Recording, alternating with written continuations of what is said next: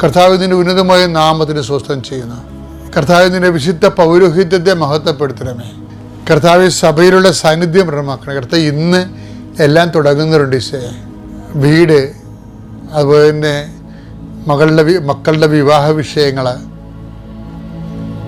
അല്ലെങ്കിൽ ചെറുകിട വ്യാപാരങ്ങൾ, വ്യവസായങ്ങൾ, പ്രോജക്റ്റുകൾ, പദ്ധതികൾ, അല്ലെങ്കിൽ വിദേശ യാത്രയ്ക്ക് വേണ്ടിയുള്ള കാര്യങ്ങൾ എല്ലാം തുടങ്ങി വെക്കുന്നവരുണ്ട്.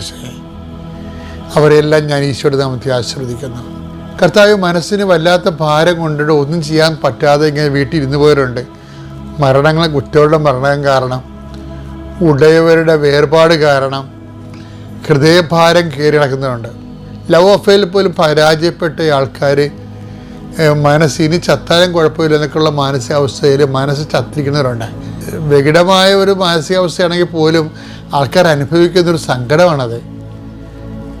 ആവശ്യമില്ലാത്ത കാര്യത്തിൽ പോയി തൂങ്ങിയിട്ട് അവസാനം അത് കിട്ടാതെ വരുമ്പോൾ ഉണ്ടാകുന്ന നിരാശ, അതും ദൈവികമായ റെഫർ ചെയ്യുന്ന വിഷയങ്ങളല്ല.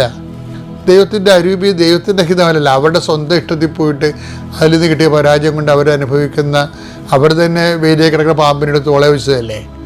പക്ഷേ എങ്കിലും മനുഷ്യനാണല്ലോ ആ വിഷമം അനുഭവിക്കുന്നത്. അതുകൊണ്ട് തന്നെ മനുഷ്യനെ അങ്ങനെയുള്ള പ്രയാസങ്ങളിൽ നിന്ന് വിടുവിക്കുന്നത് ദൈവത്തിൻ്റെ കരുണയുടെ ഭാഗമാണ്. അതുകൊണ്ടാണ് ഞാൻ എൻ്റെ പ്രാർത്ഥനയുടെ വിഷയമാക്കുന്നത്. കർത്താവേ, അങ്ങനെ സ്വന്തം കുറ്റങ്ങൾ കൊണ്ട് തന്നെ കൊലവെറിയായി പോയിട്ടുള്ള ആൾക്കാരുണ്ട്. സ്വന്തം കുറ്റങ്ങൾ കൊണ്ട് തന്നെ ഭയങ്കരമായിട്ടുള്ള രീതിയിൽ കുരുക്കിലായിപ്പോയവരുണ്ട്. അവരെല്ലാം അഴിക്കാൻ വേണ്ടി പരിശുദ്ധമ്മ ദേവമാതാവിനെ ഞാൻ അവരെ ഏൽപ്പിക്കുന്നു. ദൈവത്തെ അവരുടെ കഴിവ് കൊണ്ട് അവർക്ക് രക്ഷപ്പെടാൻ ഇനി പറ്റത്തില്ല. ദൈവമേ, കൃപാസനത്തിൽ ഉടമ്പടി എടുത്ത 10,000 മനുഷ്യരുടെ നന്മ പ്രവർത്തികളുടെ ശക്തിയാൽ, ദൈവത്തിൻ്റെ പ്രത്യേകമായ കരുണയാൽ ഇങ്ങനെയുള്ള വിഷയബുദ്ധമായ സാഹചര്യങ്ങളിൽ ചെന്ന് ചാടിയവർ യേശുക്രിസ്തുവിനകത്ത് വീണ്ടെടുക്കപ്പെട്ടിരുന്ന് പ്രാർത്ഥിക്കുന്നു. എൻ്റെ കർത്താവിൻ്റെ ഉന്നതമായ നാമത്തെ ഞാൻ അവരെ ആശീർവദിക്കുന്നു. സഭയുടെ അധികാരത്തിൽ ആശീർവദിക്കുന്നു. 39 വർഷം ഞാൻ അർപ്പിച്ച കുർബാനയുടെ ശക്തിയിൽ ആശീർവദിക്കുന്നു. എല്ലാ കുടുംബങ്ങളെയും ആശീർവദിക്കുന്നു. ജോലിയില്ലാത്തവർ, ജോലിക്ക് പോയിട്ട് ഗതി പിടിക്കാതിരിക്കുന്നവർ, നമ്മൾ അധ്വാനിച്ച പണം കണ്ടവൻ്റെ കയ്യിൽ അകപ്പെട്ടിട്ട് ചോദിച്ചിട്ട് പോലും കിട്ടാതെ നിരാശപ്പെട്ട് നടന്നിട്ട് അവിടുന്ന് തൊഴിൽ പോലും നഷ്ടപ്പെട്ടു, ചോദിച്ചതിൻ്റെ പേരിൽ തൊഴിൽ നഷ്ടപ്പെട്ടവർ, ഇങ്ങനെ ഓരോ തരത്തിലും മനുഷ്യൻ്റെ അപ്പുറത്ത്, കഴിവിൻ്റെ അപ്പുറത്ത്, അവൻ്റെ ഉത്തരവാദിത്വം അല്ലാതെ തന്നെ അനുഭവിക്കുന്ന ഒത്തിരി വേദന അനുഭവിക്കുന്ന സഹോദരനുണ്ട്. അവരെല്ലാം ഈ സമയത്ത് പരിശുദ്ധ അമ്മ ദേവമാതാവിനെ ഏൽപ്പിക്കണം. മാതാവിൻ്റെ മധ്യസ്ഥവർക്ക് ലഭിക്കട്ടെ. കുഞ്ഞുങ്ങളില്ലാത്തവർ, കുഞ്ഞുങ്ങൾക്ക് വേണ്ടി ട്രൈ ചെയ്തിട്ട് പല കുഞ്ഞുങ്ങളും ട്യൂബിലായിപ്പോയവർ, അവസാനം ട്യൂബ് തന്നെ കണ്ടിച്ച് കളഞ്ഞിട്ടുള്ളവർ, ഇനി എങ്ങനെ ജീവിക്കുമെന്ന് അറിയാൻ പാടില്ലാതെ കുഞ്ഞുങ്ങളില്ലാതെ എങ്ങനെ ജീവിക്കും. പക്ഷേ ചിലരൊക്കെ അങ്ങനെ മരണത്തെക്കുറിച്ച് ചിന്തിക്കുന്നു. ഇതിനേക്കാൾ നല്ല മരിക്കുകയാണ്. അവർ ചുമ്മാ പറയണതാണ്.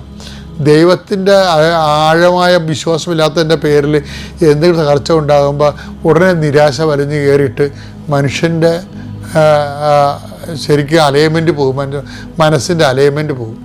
എന്നിട്ട് അവർ ആത്മഹത്യയെക്കുറിച്ച് ചിന്തിക്കും. കർത്താവെ, അങ്ങനെയുള്ളവരെല്ലാം നീ സന്ധിക്കണമെന്ന് പ്രാർത്ഥിക്കുന്നു. എൻ്റെ കർത്താവിൻ്റെ ഉന്നതമായ നാമത്തിൽ, സഭയുടെ അധികാരത്തിൽ, കുരിശിൻ്റെ അടയാളത്തിൽ, ദൈവത്തിൻ്റെ ശക്തിയാൽ ഞാൻ മക്കളെ ആശീർവദിക്കുന്നു. ദൈവത്തിൻ്റെ കരുണ നിങ്ങളെ ആവശ്യിക്കട്ടെ. മനസ്സിന് കരുത്തില്ലാത്തവരെ കർത്താവിൻ്റെ വിശുദ്ധമായ രക്തം തളിച്ചുകൊണ്ട് ലോകം കണ്ട ഏറ്റവും വലിയ ധൈര്യശാലിയായ യേശുക്രിസ്തുവിൻ്റെ നാമത്തിൽ നിന്നെ ഞാൻ ശക്തിപ്പെടുത്തുന്നു. കർത്താവിൻ്റെ കരുണ നിന്നെ ആവശ്യിക്കട്ടെ. Lord Jesus Christ, pour out His Spirit, touch with your fire finger, soak with the precious blood.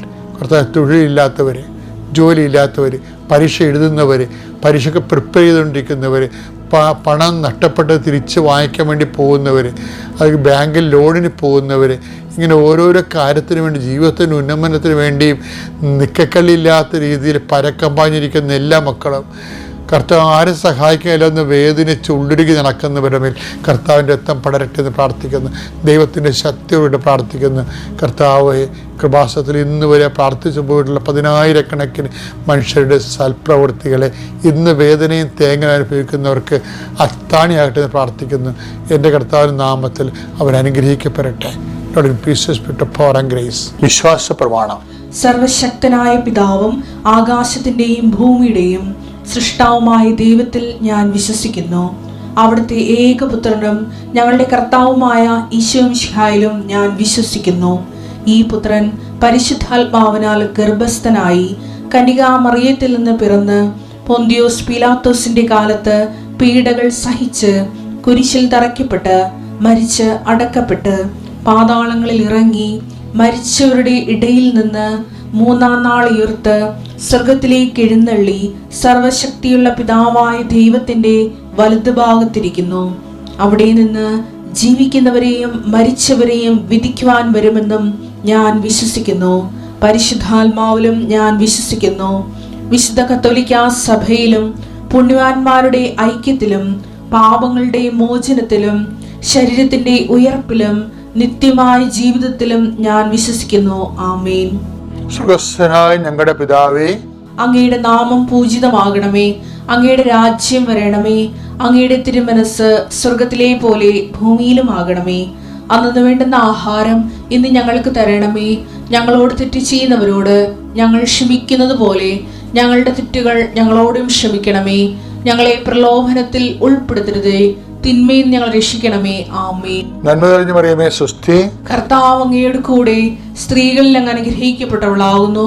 അങ്ങയുടെ ഉദരത്തിൻ ഫലമായി ഈശോ അനുഗ്രഹിക്കപ്പെട്ടവനാകുന്നു. പരിശുദ്ധ മറിയമേ, തമ്പുരാന്റെ അമ്മേ, പാപികളായ ഞങ്ങൾക്ക് വേണ്ടി ഇപ്പോഴും ഞങ്ങളുടെ മരണസമയത്തും തമ്പുരാനോട് അപേക്ഷിക്കണമേ. ആമേൻ. നമ്മുടെ സാഹചര്യം, നമ്മുടെ ജീവിത സാഹചര്യങ്ങൾ എപ്പോഴും പലപ്പോഴും മനുഷ്യർ സാഹചര്യത്തിൻ്റെ ബലിയാടാകുകയാണ് പതിവ്. അതെൻ്റെ സാഹചര്യമാണ് അങ്ങനെ ആയിപ്പോയെന്ന് പറയും. പക്ഷെ ബൈബിൾ ഈ സാഹചര്യത്തെ അംഗീകരിക്കണില്ല. എന്താ കാര്യം? സാഹചര്യത്തെ ദൈവത്തിൻ്റെ മുകളിൽ കൊണ്ടുവരാൻ ബൈബിൾ അനുവദിക്കത്തില്ല. നീ നിൻ്റെ സാഹചര്യത്തെ ദൈവത്തിൻ്റെ മുകളിൽ കൊണ്ടുവന്നാൽ അതിൻ്റെ അർത്ഥം സാഹചര്യമാണ് നിൻ്റെ ദൈവം എന്നാണ്. അതുകൊണ്ട് ബൈബിൾ പറഞ്ഞത് എന്താണ്? വചനം പ്രഘോഷിക്കുക. വചനം പ്രഘോഷിക്കുക എന്ന് വെച്ച് കഴിഞ്ഞാൽ വചനത്തിന് സാക്ഷിയാകുക. സാഹചര്യം അനുകൂലമാണെങ്കിലും അല്ലെങ്കിലും ജീവിതത്തിലെ ജീവിതത്തിൽ പല വിഷയങ്ങളുണ്ടാവും. ആ വിഷയങ്ങളിലെല്ലാം ചിലപ്പോൾ ഒരുത്തിൻ്റെ കഥ ഞാൻ എൻ്റെ കൺമുമ്പിൽ കണ്ട കാര്യമാണ്. ഒരു സ്ത്രീ ഒളിച്ചോടിപ്പോയി. അപ്പോൾ അയാൾ ഗൾഫിൽ നിന്ന് കിട്ടിയ പണം മുഴുവൻ എടുത്തുകൊണ്ടാണ് ആ സ്ത്രീ അയാൾ ഗൾഫിൽ നിന്ന് 5-6 കൊല്ലത്തെ ജോലിയും കഴിഞ്ഞ് വന്നപ്പോൾ സ്ത്രീ ആ കിട്ടിയ പണം എല്ലാം കൊണ്ട് വേറെ ഒരുത്തർ കൊടുത്ത് അവൻ്റെ കൂടെ ഒളിച്ചോടിപ്പോയി. അപ്പോൾ അയാൾ അമ്മയോടൊന്ന് പറഞ്ഞ് അമ്മ അവൾ ഒളിച്ചോടിപ്പോയി എന്ന് പറഞ്ഞു. അപ്പോൾ അമ്മ പറഞ്ഞ് നിനക്കത് തന്നെ വേണം. എന്താ കാര്യം?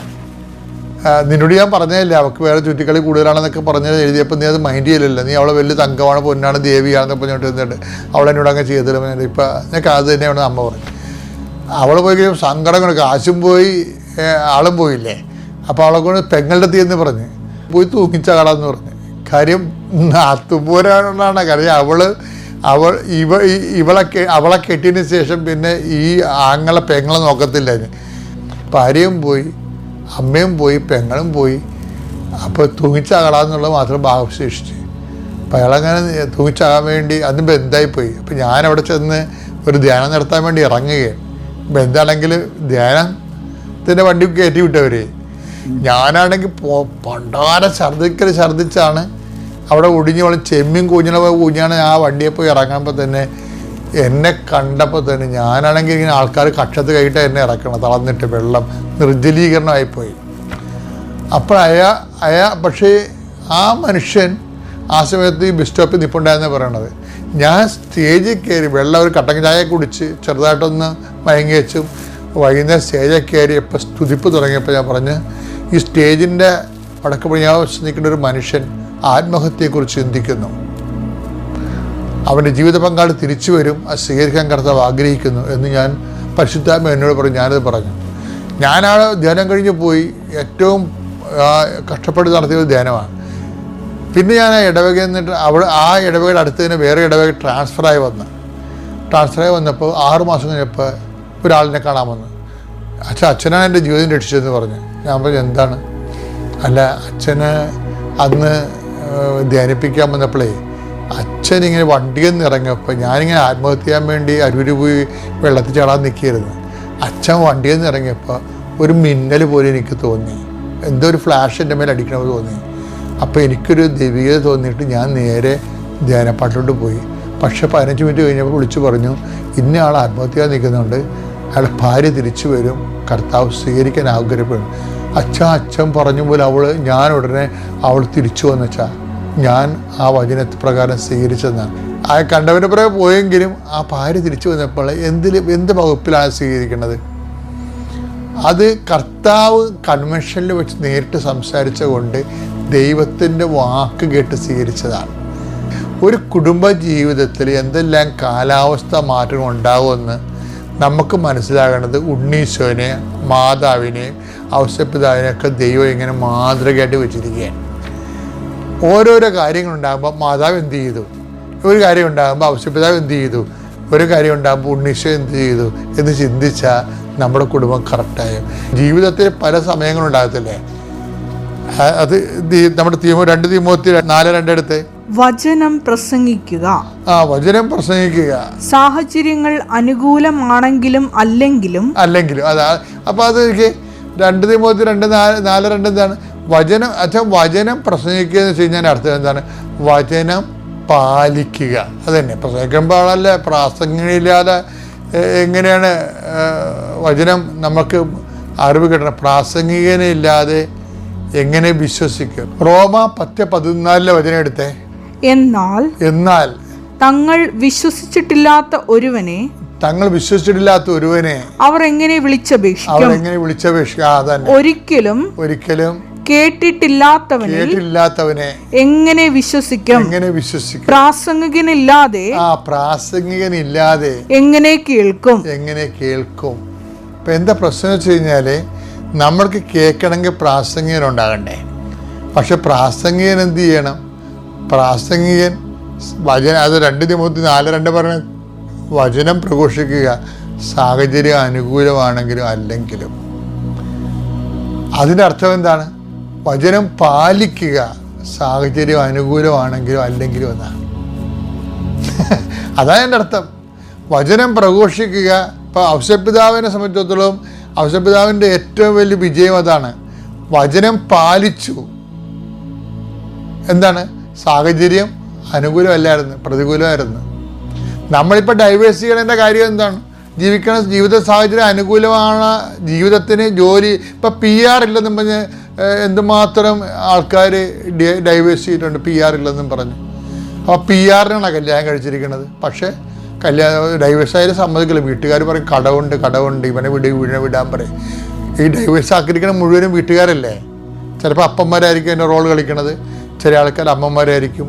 അപ്പോൾ ശരിക്കും പറഞ്ഞാൽ ഈ വചനം പ്രഘോഷിക്കുക, സാഹചര്യം അനുകൂലമാണെങ്കിലും അല്ലെങ്കിലും എന്ന് പറയുന്നതിൻ്റെ അർത്ഥം എന്താണ്? വചനം പാലിക്കുക, സാഹചര്യം അനുകൂലമാണെങ്കിലും അല്ലെങ്കിലും. ഇതാണ് ഈ പ്രസൻസ് എന്ന് പറയണത്.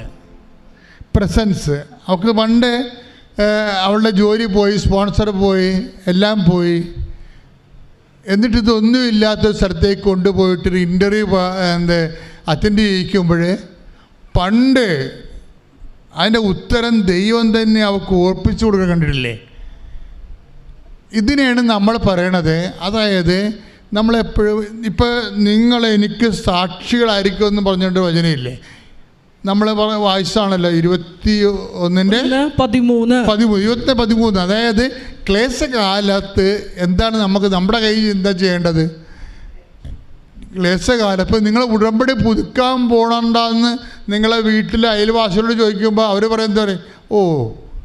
ഞാൻ പിന്നെ വരാം. എന്നിട്ട് അവർക്കറിയാം അവർ ഉടമ്പടി നടത്തിയിട്ടില്ല, മറ്റൊരു ഉടമ്പടി പുതുക്കാൻ പോവുകയും ഞാൻ പിന്നെ അതിൽ അവർ ഉടമ്പടി കുഴപ്പമില്ല. അപ്പോൾ അവരിവിടെ മനസ്സിരിക്കണത് പുതുക്കിയിട്ടും എനിക്ക് വലിയ കാര്യമൊന്നും ഇല്ലെന്നാണ്. ഈ തലവാതി രോഗിയെപ്പോലെ ഞാൻ പിച്ചുമ്പയും പറഞ്ഞ പോലെ ഞാൻ പിന്നെയും വരാമെന്ന് പറയണത്. അവരൊരിക്കലും വരത്തില്ല. ഞാൻ പറഞ്ഞത് എൻ്റെ മക്കളെ, അതായത് സത്യസന്ധമായിട്ട് നോക്കിയാൽ നിങ്ങൾ ദൈവത്തെ ഈ വിഷയം സിൻസിയർ ആൻഡ് സീരിയസ് ആയിട്ടാണ് എടുക്കണമെങ്കിൽ ഒരു പ്രശ്നവുമില്ല. സിൻസിയർ ആൻഡ് സീരിയസ് കുറച്ച് പേർക്ക് കുറച്ച് കാര്യങ്ങൾ ഞാൻ സിൻസിയർ ആൻഡ് സീരിയസ് ആണ്, കുറച്ച് കാര്യങ്ങൾ ഞാൻ അല്ലെന്ന് പറഞ്ഞാൽ നിങ്ങൾ ബേസിക്കായിട്ട് സിൻസിയർ ആൻഡ് സീരിയസ് അല്ല. സിൻസിയർ ആകുന്നവർ എല്ലാ കാര്യത്തിലും സിൻസിയർ ആയിരിക്കും. അല്ല നിങ്ങൾക്ക് ഒക്കണ കാര്യത്തിൽ മാത്രം സിൻസിയർ, നിങ്ങൾക്ക് ഒക്കണ കാര്യത്തിൽ മാത്രം സീരിയസ് അല്ല. ദൈവത്തോട് ഉടമ്പടി ചെയ്യുമ്പോൾ ഈ വിഷയത്തിന് നിങ്ങൾ എനിക്ക് സാക്ഷികളായിരിക്കുമെന്ന്. സാക്ഷികളായിരിക്കുമ്പോൾ ദൈവം എന്താ പ്രസൻസാണ്. ദൈവം കൂടെ വരിക, ശില്പയുടെ കൂടെ ചെന്നിട്ട് ആ സമയത്ത് ചെവിയിൽ പറഞ്ഞു കൊടുക്കുകയാണ്. അവൾ തന്നെ കണ്ണ് നിറഞ്ഞ് നിൽക്കുകയാണ്.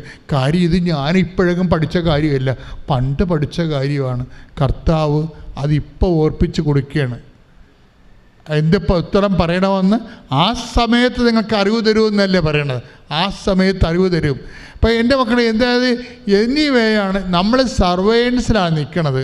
ഇപ്പോൾ ഇവിടെയൊക്കെ എഴുതി വെച്ചിട്ടില്ലേ, നിങ്ങൾ ക്യാമറ നിരീക്ഷണത്തിലാണെന്ന് എഴുതി വെച്ചിരിക്കണത് എന്താണ്? ഇതുപോലും ദൈവം നമ്മൾ എല്ലാ കാര്യങ്ങൾക്കും ദൈവത്തിൻ്റെതായിട്ടുള്ള ശ്രദ്ധയുണ്ട്. നമ്മൾക്കാണ് ദൈവത്തെ ശ്രദ്ധയില്ലാത്തത്, അല്ലെങ്കിൽ ശ്രദ്ധ കുറവുള്ളത്. ഇപ്പോൾ എമ്മാവുസേക്ക് പോയ ശിഷ്യന്മാർക്ക് എന്താ സംഭവിച്ചത്? അവരുടെ കൂടെ ആ ഭാര്യയുടെ ഇൻവെസ്റ്റ്മെൻ്റ് ഉള്ളത് കാരണം ഭർത്താവിനെ കളയാതെ ഇരിക്കാൻ വേണ്ടി കർത്താവ് കൂടെ കൂടിയിരിക്കുകയാണ്. മനസ്സിലായില്ലേ?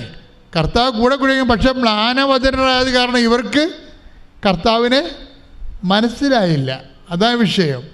കൂടെ കൂടുന്ന പ്രസൻസ് ഉണ്ടാകും, പക്ഷെ നമ്മൾക്ക് ഒരുക്കമില്ലാത്ത കാരണവും സങ്കടമുള്ള കാരണം നിരാശ ഉള്ളത് കാരണം നമുക്കൊന്നും മനസ്സിലാകത്തില്ല. ഇപ്പം തന്നെ 44 വയസ്സുകാരൊക്കെ വന്ന് കല്യാണത്തിന് വേണ്ടി പ്രാർത്ഥിക്കും.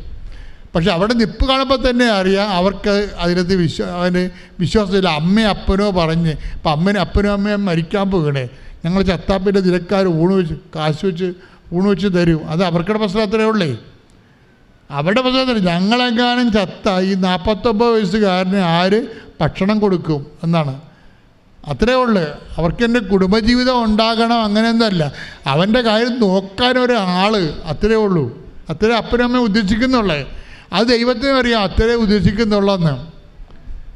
അത് ഇതിനകത്തുള്ള കാപട്യമെല്ലാം ദൈവത്തിന് അറിയാവുന്നേ. നിങ്ങൾ ദൈവത്തോട് അടുക്കുമ്പോൾ ദൈവം ആരാണെന്ന് ആദ്യം മനസ്സിലാക്കി അടുക്കണം. കാര്യം നിങ്ങൾ ആദ്യം ചെയ്യേണ്ട അവർക്ക് ക്രിസ്തീയ ജീവിതം, വിശ്വാസ ജീവിതം കിട്ടാൻ വേണ്ടി പ്രാർത്ഥിക്കണം. അല്ല അവന് ഊണ് മുടക്കാൻ അവൻ്റെ അണ്ടർവെയർ ആരെ ഇളക്കി തരുമെന്നും പറഞ്ഞുകൊണ്ട് ഒരു പാരിനെ കൊണ്ടുവന്ന് നിർത്തരുത്. പറഞ്ഞാൽ മനസ്സിലായല്ലേ? ഞാൻ പറയാൻ മനസ്സിലായ? പല ആൾക്കാരും അതാണ് ഉദ്ദേശിക്കുന്നത്. അവൻ്റെ ആത്മീയ കാര്യം ആര് ശ്രദ്ധിക്കും എന്നാണൊരു അമ്മ ഒരു വിവാഹം കഴിക്കാത്ത മകനെക്കുറിച്ച് ഓർത്ത് കർത്താവിൻ്റെ മുന്നിൽ വേദനിക്കണമെങ്കിൽ 24 മണിക്കൂറിനുള്ളിൽ നിനക്ക് ജീവിത പങ്കാളിയെ തരും. ശ്രദ്ധിക്കട്ടെ. ഹല്ലേലൂയ.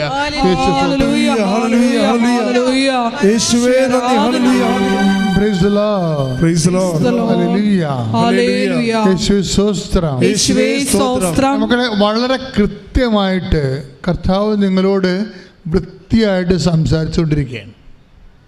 ഇത് നിങ്ങൾ വീട്ടിൽ പോയി ഈ ഉടമ്പടി ധ്യാനം വീണ്ടും യൂട്യൂബിൽ കൂടണം. അടുത്ത ചൊവ്വാഴ്ച അല്ലേ, അടുത്ത ചൊവ്വാഴ്ച കഴിഞ്ഞുള്ള ചൊവ്വാഴ്ചയാണ് ഇത് അപ്പ് ചെയ്യണത്. ഇപ്പോൾ ഒരു ക്യാമറയിലൊക്കെ എടുക്കാൻ കണ്ടില്ലേ, അപ്പ് ചെയ്യണത് അടുത്തതിൻ്റെ പിന്നത്തെ ചൊവ്വാഴ്ചയാണ്. അപ്പോൾ നിങ്ങൾ വീണ്ടും ഈ ധ്യാനം കയറണം. കുരിയുടെ ആ കാര്യങ്ങൾ മനസ്സിലാക്കി വെക്കണം. നമ്മുടെ ധ്യാനങ്ങളൊന്നും ആശയപരമായ ഒരു പ്രകർഷണമല്ല, മറിച്ച് കർത്താവ് നമ്മൾക്കൊരു മെക്കാനിസം തരികയാണ്, ഒരു ഹോംവർക്ക് തരും. അത് നമ്മൾ ചെയ്ത് നോക്കണം, കൃത്യമായിട്ട് ചെയ്ത് നോക്കുകയാണ് ചെയ്യണത്. ചെയ്ത് നോക്കുമ്പോഴാണ് ഇത് വർക്കൗട്ട് ചെയ്യണത്. ചെയ്ത് നോക്കാതെ ഒന്നും വർക്കൗട്ട് ചെയ്യത്തില്ല. എന്താ ചെയ്യേണ്ടതെന്ന് ചോദിച്ചു കഴിഞ്ഞാൽ വചനം ഇപ്പോൾ 21 പറഞ്ഞില്ലേ, ഈ ക്ലേശകാലത്ത് നിങ്ങളെ എന്തായിരിക്കണം? സാക്ഷികളായിരിക്കണം, അല്ല കിടന്ന് ഉറങ്ങരുത്. അപ്പം നാട്ടുകാർ ചോദിക്കുമോ നിങ്ങൾ ഉടമ്പടിക്ക് പോയിട്ട് എന്തായി ഇവിടെയെങ്കിലും? അപ്പോൾ ഒന്നും ആയില്ല. ഞാൻ പറഞ്ഞില്ലേ, നമ്മുടെ നാട്ടിൽ മാതാവിലഞ്ഞിട്ടാണ് കെട്ടിയെടുത്ത് ആലപ്പുഴ പോയെന്ന് ചോദിക്കും. പണ്ടാരം പിശാച് അങ്ങനെ പല ചോദ്യങ്ങളും നമ്മളോട് ചോദിക്കും. പക്ഷേ നമ്മൾ അതിൻ്റെ അകത്ത് എന്തുകൊണ്ടാണ് വീണ് പോണതിൻ്റെ കാരണം എന്താണ്? നമ്മൾ ഉടമ്പടി ഉഴപ്പിയത് കൊണ്ടാണ്. ഉഴപ്പില്ല എന്നുണ്ടെങ്കിൽ നമുക്കറിയാം, പരിശുദ്ധാത്മാവ് നമ്മളോടൊന്നും പറയും. എന്ത് പറയും?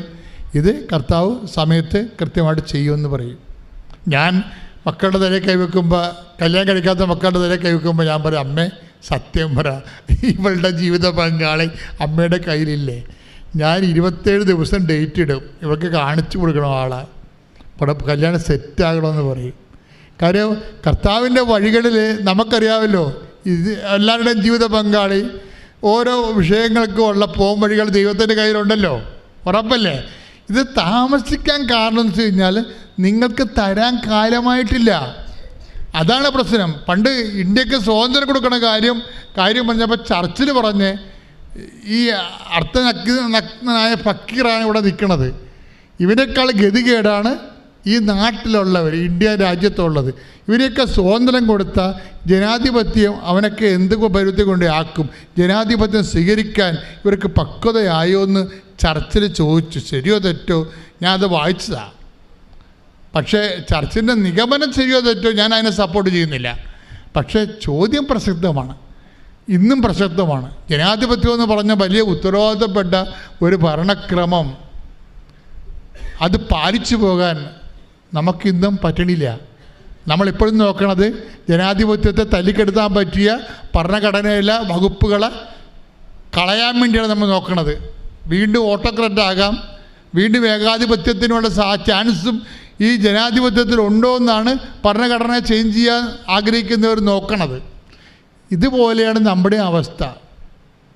എന്ന് വെച്ചാൽ എന്താ പ്രശ്നം വെച്ച് കഴിഞ്ഞാൽ, നിങ്ങൾ ഉടമ്പടി ഏത് സമയത്ത് വർക്കൗട്ട് ചെയ്യും, അതിൻ്റെ സമയങ്ങളെ ക്രമീകരിക്കുന്നത് നിങ്ങളാണ്, അല്ല ദൈവമല്ല. ദൈവത്തിന് സമയം നീട്ടിക്കൊണ്ടു പോകുന്നൊരു പോളിസി ഇല്ല. എന്താ പറയണത്? അവിടുന്ന് കാലവിളംബം വരുത്തുമോ? മർക്കോസിൽ 13 വായിക്കത്തില്ലേ? 13:21 ശ്രദ്ധിക്കട്ടെ. ഹല്ലേലൂയ ഹല്ലേലൂയ ഹല്ലേലൂയ ഹല്ലേലൂയ ഹല്ലേലൂയ. യേശുവേ നന്ദി, യേശുവേ സ്തുതി. ഹല്ലേലൂയ ഹല്ലേലൂയ ഹല്ലേലൂയ. യേശുവേ ആരാധന ആരാധന ആരാധന ആരാധന ആരാധന യേശുവേ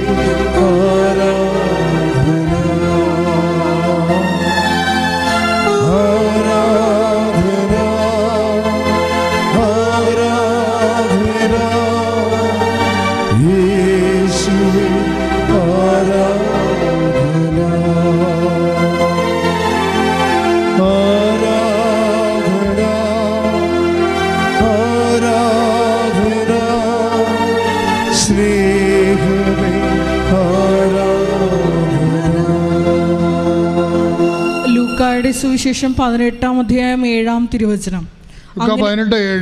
അങ്ങനെയെങ്കിൽ രാവും പകലും തന്നെ വിളിച്ച് കരയുന്ന തൻ്റെ തിരഞ്ഞെടുക്കപ്പെട്ടവർക്ക് ദൈവം നീതി നടത്തിക്കൊടുക്കുകയില്ലേ? അവിടുന്ന് അതിന് കാലവിളംബം വരുത്തുമോ? പ്രാർത്ഥനയുടെ കാര്യം പറയുമ്പോഴാണ് പറയണത്. കാലവിളംബം വരുത്തുമോ എന്ന് വെച്ച് കഴിഞ്ഞാൽ വരത്തില്ലെന്നാണ്. അപ്പോൾ ദൈവത്തിൻ്റെ നടപടിക്രമത്തിൽ വെച്ച് താമസിപ്പിക്കുന്ന സർക്കാർ കാര്യം മുറ പോലെ എന്ന് പറയത്തില്ലേ, അതുപോലെയുള്ള മുറയൊന്നുമില്ല. നമ്മൾ സത്യസന്ധരാണെങ്കിൽ ഇന്ന് രാത്രി ഉടമ്പടി കത്തും. മനസ്സിലായില്ലേ? അത് കാര്യം ദൈവത്തിൻ്റെ നിലപാട് ക്രമമെന്ന് പറഞ്ഞാൽ കാലവിളംബം വരുത്താത്തതാണ്. പിന്നെ ഈ കാലവിളംബം വരുത്തി കൂടുന്ന ആരാണ്? നമ്മളാണ്. നമ്മൾ ഉടമ്പടി പത്രം കൊണ്ട് തിരികൊണ്ട് അവിടെ വെച്ചു. അടുത്ത ശനിയാഴ്ച വരെ തുടങ്ങാം, പള്ളി പോട്ടെ, അവിടെ അച്ഛനുണ്ടെങ്കിൽ കുമ്പസാരിക്കുക. ഇങ്ങനെ ഈ ചെല്ലട്ടെ എന്നുള്ള നടപടിക്രമങ്ങൾ ഇതൊന്നും അല്ലല്ലോ പ്രശ്നം. ഇതിനിടയ്ക്ക് വല്ല ഇൻഡാസും കയറി വന്നാൽ ആ ഇൻഡാസ് എല്ലാം സാക്ഷ്യം വഹിക്കേണ്ട സമയമല്ലേ, നമ്മൾ സാക്ഷ്യം വഹിക്കത്തില്ല. അതിന് പകരം നമ്മൾ ഉടമ്പടി ജീവിതത്തിൽ നിന്ന് നിഷ്പക്ഷത പാലിച്ച് നിൽക്കും, നിർജ്ജീവമായിട്ട് നിൽക്കും. ആകപ്പാട് ചെയ്യണ പരിപാടി രാവിലെ എഴുന്നേറ്റ് പ്രത്യക്ഷീകരണ പ്രാർത്ഥന ചെല്ലും. ഇതിലാണ് കാര്യം മുഴുവൻ ഇരിക്കണമെന്ന്. അതിലല്ല കാര്യം മുഴുവൻ ഇരിക്കണം. അത് വേണമെന്നാണ്, അത് വേണം. പക്ഷേ കാര്യം മുഴുവൻ ഇരിക്കണം എവിടെയാണ്? നിങ്ങളെനിക്ക് സാക്ഷികളായിരിക്കും. വളരെ പ്രശ്നം. ഇഷ്യൂസ് ഉണ്ടാകുമ്പോൾ ഉള്ള മാർഗം എന്ന് പറയുന്നത് സാക്ഷികളാകാനേ പറ്റത്തുള്ളൂ. ഇപ്പോൾ എന്തുമാത്രം ആൾക്കാരാണ് ഓർഫനേജിലും വയോജന അതുപോലെ തന്നെ ഓൾഡ് ഏജ് ഹോമിലും അതുപോലെ തന്നെ ഓട്ടിസം ഒക്കെ കുഞ്ഞുങ്ങളുള്ള സൂക്ഷിക്കുന്ന സ്ഥലത്തും എന്തൊക്കെ പോയി താമസിച്ചാണ് ജോലി ചെയ്യണത്, വേല ചെയ്യണത്. അപ്പോഴേ എന്താ വെച്ചാൽ അവർ സാക്ഷികളാകുകയാണ് കർത്താവിന് വേണ്ടി. അപ്പോഴേ ജോലി കാണുമ്പോൾ കർത്താവിന് മനസ്സിലാകും. ഇപ്പോഴത്തെ ഒരു ചേട്ടൻ പറഞ്ഞില്ല, ഞാൻ മഴയത്ത് ഓട്ടോറിക്ഷക്കാർക്കും പോലീസുകാർക്കും ഒക്കെ ഞാൻ കൃപാസനം പത്രം കൊടുക്കുമെന്ന്. മഴയത്ത് 5 കെട്ട് പത്രമാണ് കൊടുക്കണം പുള്ളിക്കാരൻ. അപ്പോഴേ എന്താ പ്രശ്നം വെച്ചാൽ അവർ സാക്ഷികളാകുകയാണ്. അപ്പോൾ എന്തെങ്കിലും വിഷയം വന്നാൽ നമ്മുടെ മുമ്പിലുള്ള ഏറ്റവും വലിയ സംഭവം എന്താണ്? സാക്ഷ്യമാണ്. അത് എമ്മാവസിൽ നിന്ന് പോയവരോടും അതിനുശേഷം അപ്പോസ്തലന്മാരോടും എല്ലാം പറഞ്ഞെന്താണ്? ഇവയ്ക്ക് നിങ്ങളാണ് സാക്ഷികൾ. സാക്ഷ്യമാണ് പ്രധാനപ്പെട്ട വിഷയം. ഇപ്പോൾ എമ്മാവസിലേക്ക് പോയ ശിഷ്യന്മാർക്ക് എന്താ ചെയ്തത്? ഇവർ ഭാര്യനെ ഉപേക്ഷിച്ച് അയാൾ കുടുംബജീവിതത്തിൽ നിന്ന് മാറി നാട്ടിലോട്ട് സ്വന്തം നാട്ടിലോട്ട് പോവുകയാണ്. എന്തിന് പോകണം ദൈവത്തിനറിയാം. അയാൾ പേടിച്ച് പോകണമെന്നറിയാം, നിക്കക്കളില്ലാതിട്ട് പോകണമെന്നറിയാം, പോയത് ശരിയായില്ലെന്നും അറിയാം. പോയി ശരിയാകാഞ്ഞുകൊണ്ടല്ല കർത്താവ് പുറകെ വന്നത്. കർത്താവ് പുറകെ വന്ന് കഴിഞ്ഞിട്ട് പിന്നീട് ഇവരുമായി മുന്നോട്ട് പോകുമ്പോൾ സന്ധ്യയാവും. അപ്പം നേരം വൈകി നമുക്ക് ഇവിടെ രാപ്പാർക്കാമെന്ന് പറയണ സമയത്ത് ഈശോ അപ്പമെടുത്ത് മുറിക്കും. അപ്പമെടുത്ത് മുറിക്കുമ്പോഴാണ് കണ്ണ് തുറക്കണത്. നേരത്തെ കണ്ണ് എന്താ സംഭവിച്ചുകൊണ്ടിരുന്നത്? നേരത്തെ എന്താ സംഭവിച്ചത്? കണ്ണ് മങ്ങി കണ്ണ് മൂടപ്പെട്ടിരുന്ന ആൾക്കാരായി. കണ്ണ് തുറക്കണത് എന്താണ്? അപ്പമെടുത്ത് മുറിക്കുമ്പോഴാണ്. ആരുടെ പേരിൽ? കർത്താവിൻ്റെ പേരിൽ. അപ്പം മുറിക്കുക എന്ന് പറഞ്ഞാൽ എന്താ? Do this in memory of me ആണ്. കവനൻ്റാണ്, ഉടമ്പടിയാണ്. ഉടമ്പടി ചെയ്യുമ്പോഴാണ് കണ്ണ് തുറക്കണത്. നമ്മൾ രാവിലെ കുർബാന അർപ്പിച്ചത് എന്താണ്? ഉടമ്പടി ചെയ്യണം. കുർബാന അർപ്പിക്കണ അച്ഛന്മാർക്ക് ഇത്രയും ആന്തരികമായിട്ട് അറിയാവുന്നറിയില്ല. അവരത് വലിയ സംഭവമായിട്ട് ഭക്തിപൂർവ്വം ചെയ്യുന്നുണ്ട്, അതിനകത്തൊരു സംശയമില്ല. പക്ഷേ എന്താണ്, ജനങ്ങളുടെ കണ്ണ് തുറന്നിട്ടുണ്ടോ എന്ന് ചോദിച്ചാൽ അറിയത്തില്ല. കാര്യം അവർ വയലാറിൻ്റെ പാട്ടൊക്കെ പാടുകയല്ലേ ഇതിൻ്റെ ഇടയ്ക്ക്, അതറിയുന്നുണ്ട്. എന്നിട്ട് സായിപ്പിൻ്റെയൊക്കെ ഛർദ്ദിച്ച് കളഞ്ഞ കുറേ സാധനമൊക്കെ പ്രസംഗമായിട്ട് പറയുകയല്ലേ. എങ്ങനെ ജനത്തിൻ്റെ കണ്ണ് തുറക്കാനുള്ളൊരു സാധ്യതയില്ല. പൊൻകുന്നം വരക്കി, മുട്ടത്ത് വരക്കി, എല്ലാവരും ഇങ്ങനെ ഓരോ കഥകളൊക്കെ അല്ലേ പള്ളിയിൽ പറയണത്. പിന്നെ ആ ജനത്തിൻ്റെ കണ്ണ് തുറക്കുക, ഉള്ള കണ്ണ് കൂടി അടഞ്ഞു പോവുകയേ ഉള്ളൂ. കാര്യം എന്താണ്? ഇവർ ഉദാഹരണം പറഞ്ഞ പല ആൾക്കാർക്ക് 4 ഭാര്യ 3 ഭാര്യയൊക്കെ വെച്ചുണ്ട്. ഈ ആൾക്കാരെങ്ങനെ, ഞാൻ ഈ പറഞ്ഞ ആൾക്കാർക്ക് ഉണ്ടെന്നല്ല ഞാൻ പറയണത്. അത്താറെ കെട്ടിയെഴുന്നള്ളിക്കുന്ന പല ആൾക്കാരും ദൈവത്തിന് അഹിതമായിട്ടുള്ള ആൾക്കാരാണ്. ഇവരൊന്നും പറയാൻ ബാധ്യസ്ഥനല്ല. അവൻ്റെ അഭിഷേകം തന്നെ കർത്താവ് എടുത്തു കളയുന്നതിൻ്റെ കാരണം അവന് അസ്ഥാനത്തത് ഉപയോഗിക്കുന്നതുകൊണ്ടാണ്. ഞാൻ എന്താ പറയണത് വെച്ച് കഴിഞ്ഞാൽ, അപ്പം മുറിച്ചാൽ കണ്ണ് തുറയണം. ജനം കണ്ണ് മടങ്ങി തന്നെ വരണത്. ഒരു കാഴ്ച ക്ലേശങ്ങൾ കൊണ്ടും സാമ്പത്തിക തകർച്ച കൊണ്ടും പല കാര്യങ്ങളും, സുനാമി വന്നപ്പോഴും അതുപോലെ തന്നെ പ്രളയം വന്നപ്പോഴും അതുപോലെ തന്നെ കൊറോണ വന്നപ്പോഴും ആൾക്കാരെല്ലാം തീർന്ന് കണ്ണ് മങ്ങിയാണ് വരണത്. കണ്ണ് മങ്ങിയവൻ്റെ കണ്ണിട്ട് കുത്തണ രീതിയിലാണ് പള്ളി പ്രസംഗം പലതും പോണത്. തമാശയല്ല, ഞാൻ കേൾക്കണമല്ലേ ഇതുകൊണ്ട്. അതിൻ്റെ അവർ അപ്പം മുറിക്കുമ്പോൾ അവരെ കണ്ണ് തുറക്കണം. എന്നിട്ട് അവൻ പറയണം, അവൻ നമ്മോട് വചനം പ്രസംഗിച്ചപ്പോൾ നമ്മുടെ ഹൃദയം ജ്വലിക്കുകയല്ലായിരുന്നെന്ന്. വചനം പ്രസംഗിച്ചാലല്ലേ ഹൃദയം ജ്വലിക്കത്തുള്ളൂ. അതിന് പകരം വേറെ വല്ലതും മാതൃഭൂമി ആഴ്ചപ്പതിപ്പ് വായിച്ചു വെച്ചാൽ ആൾക്കാരെ പറഞ്ഞിട്ട് വല്ല കാര്യമുണ്ടാ? വചനം പ്രസംഗിച്ചാലല്ലേ കണ്ണ് ജ്വലിക്കത്തുള്ളൂ. അയാൾ ഭാര്യ ഉപേക്ഷിച്ച പേരാണെന്ന് ഞാൻ പറഞ്ഞ്, അല്ലെങ്കിൽ അല്ല, ആണെങ്കിൽ ആണ്. അയാൾ ഉപേക്ഷിച്ചല്ല, അയാൾ പോകുന്നല്ല. വൈഫിൻ്റെ വീട്ടിൽ പോകുമ്പോൾ ഭാര്യനെ കൊണ്ടല്ല പോരേണ്ടത്. അയാൾ ക്ലയോപാസ് എന്ന് പറഞ്ഞ വിരുദ്ധൻ നാട്ടിലായിട്ട് പോകണം. ശരി, അയാൾ ഭാര്യയെ വിളിച്ചിട്ട് പോരണ്ടേ? താറ്റി പിടിച്ചാൽ വിളിച്ചിട്ടില്ല. വിളിക്കാതെ അയാൾ ഒറ്റയ്ക്ക് പോകുന്നതിൻ്റെ അർത്ഥം അതൊന്നും ശരിയായില്ല. അതിനെ കർത്താവ് പുറകെ വന്ന് അപ്പം മുറിച്ച് കഴിഞ്ഞപ്പോൾ കാര്യം മതി, കഥ മാറി.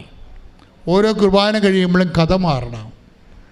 അത്രയും ഭവ്യതയോടെ, ഭക്തിയോടെ, സൂക്ഷ്മതയോടെ കർത്തൃസന്നിധി നിന്നാൽ കഥ മാറും. ഞാൻ കവനൻ്റാണ് ചെയ്യണത്.